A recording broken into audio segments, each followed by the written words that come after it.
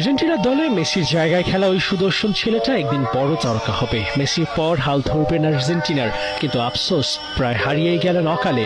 Alves সেলিস্তেদের jersey গায়ে মাঠ মাতানো তো দূরের কথা, ক্লাবেও খেলা হচ্ছে না নিয়মিত। ইনজুরি বাধায় দলের বাইরে থাকতে থাকতে পাওলো দিবালা যেন হয়ে গেলেন নেইমার জুনিয়র।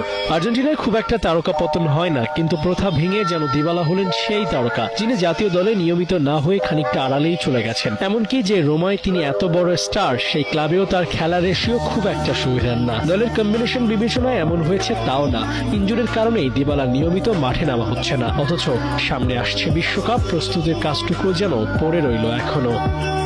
জাতীয় দলের সবশেষ ম্যাচ খেলেছেন 11 সেপ্টেম্বর 2024 সালে। এরপর কেটে গেছে বহুদিন। মেসিদের মাঠে নামা হলেও দিবালার খেলা হয়নি। ক্লাব ফুটবলেও বেশ কিছু ম্যাচ মিস হয়েছে ইনজুরি রিকভারি করার কারণে। তবে আশার খবর হলো এই তারকা এখন সুস্থ আছেন, রোমার জার্সিতে ম্যাচ খেলার জন্য প্রস্তুত। মৌসুমের শুরু থেকেই মাঠে ফেরার কথা রয়েছে। মাঠে ফেরার জন্য দিবালার তারা সেই বহু আগ থেকে। রিকভারির সময়টায় কোচকে বলতেন যেন তাকে ডাগ আউটে রাখা হয়, ফুটবল থেকে দূরত্ব যেন না তৈরি হয়, সেই ভাবনা থেকেই ইনজুরি নিয়েও বসে থাকতেন ডাগ আউটে। কবে আসবে তার সময়, কখন মাঠে নামবেন সেই অপেক্ষাতেই যেন প্রহর গুনতেন পাওলো দিবালা। একটা সময় আর্জেন্টিনা দলে নিয়মিত খেলতেন দিবালা, গেম টাইম কম পেলেও ম্যাচ খেলাটা নিশ্চিত হতো। কিন্তু এখন স্কালোনির দলের তারকার ছড়াছড়ি ইনজুরির সাথে লড়াই করে আসা যাওয়ার মধ্যে থাকা দিবালা কোচের ভাবনায় আছেন কিনা কে জানে। প্রাচুর্যের দল আর্জেন্টিনায় আবার কবে ফিরবেন দিবালা, সেই প্রশ্ন তোলা থাকলো সময়ের জন্য।